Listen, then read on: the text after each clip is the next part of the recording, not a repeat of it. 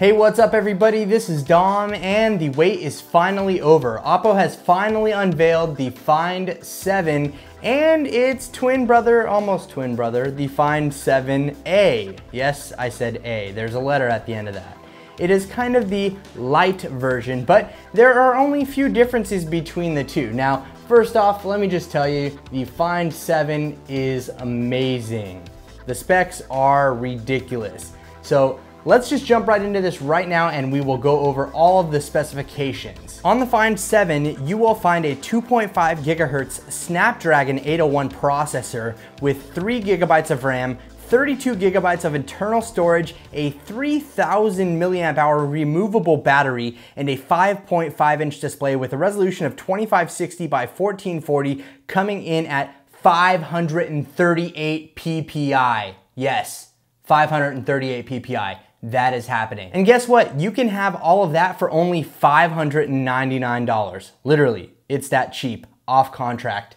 Such a stupid awesome phone for so cheap. Now taking a look at the Find 7A, which is the light version of this, I'll go ahead and tell you the differences there and then we'll go ahead and check out the similarities. The Find 7A is rocking a Snapdragon 800 processor clocked at 2.3 gigahertz, 2 gigabytes of RAM, 16 gigabytes of storage, a 2800 milliamp hour battery, and a 5.5 inch 1080p display. And that phone is only going to cost you $499. So that is still a great phone for a great price, no matter which way you slice it. So now that we know what's different between these two devices, let's go ahead and check out their similarities. Well, first off, they're both rocking Gorilla Glass 3, so you'll be worry-free from scratches on the screen, which is always a great thing. And we also do have a micro SD card slot, expandable up to 128 gigabytes. Along with that, we have LTE connectivity, and that is via the micro SD card slot. And they both have the same beautiful pulsing skylight notification light down at the bottom. Now, along with those features, both devices have special rapid charging capabilities. Now, what I mean here is this is a special VOOC technology that's inside of the phone,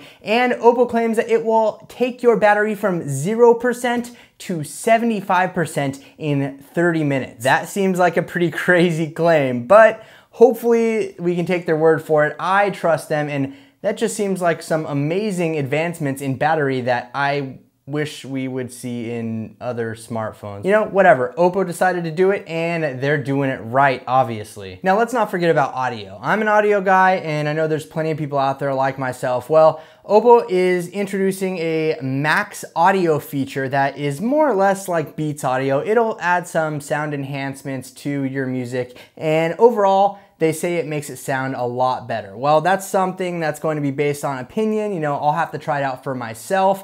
And of course, when they were streaming the keynote, trying to show off this feature to me on the other end, you know, they're live streaming music through this feature, through the internet, and spitting out potato quality on the other side. So it's really hard for me to judge that feature right now, but hopefully I'll get to check that out in the near future when I get a Find 7 in my hands. Now, the last thing I want to talk about is the camera. Both variations of the Find 7 will feature the same f2.0 aperture camera with a 13 megapixel Sony sensor in there, and they're actually also capable of shooting 50 megapixel pictures. Now, recently there was a rumor that was saying that the Find 7 was going to have a 50 megapixel camera. Well, that is not true, but with the help of PureView 2.0, it can create some super zoom photos that will allow you to have 50 megapixel pictures from a 13 megapixel camera. Now, that doesn't make a whole lot of sense, so let me explain this to you real quick. What it's doing, it's taking 10 consecutive photos and it's choosing the best 4 out of those 10 and then combining them into one 50 megapixel shot. So you're basically kind of cheating, but as far as Engadget can tell, it works pretty well. Now, they had a chance to actually check it out after the event, and the photo they took was pretty amazing. Even at 100% crop, a lot of the detail was preserved because of the combination of the 4 best photos. So it's going to be interesting to check out myself, and I am very excited to see how that works. Now, along with that, on the front side of the device, we also do have a 5 megapixel shooter. So that's pretty good for video conferencing and stuff like that, or maybe you're,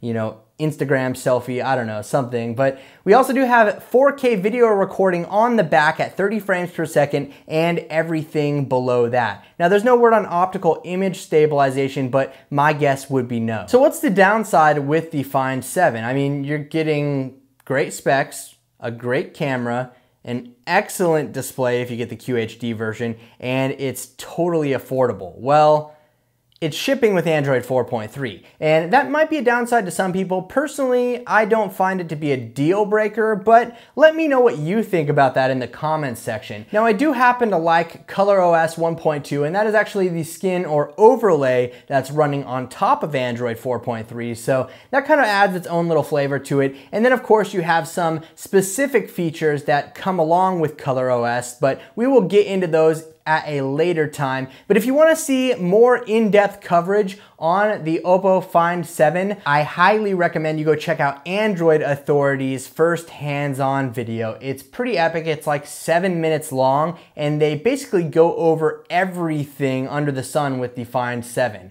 So go ahead and check that out, and be sure to let me know what you think about the Find 7 down in the comments section below. And don't forget to leave this video a thumbs up if you enjoyed it, as it does help out the channel a lot. Also, be sure to subscribe for more videos like this in the future. Thanks again for watching, everybody. This is Dom, and have a great day.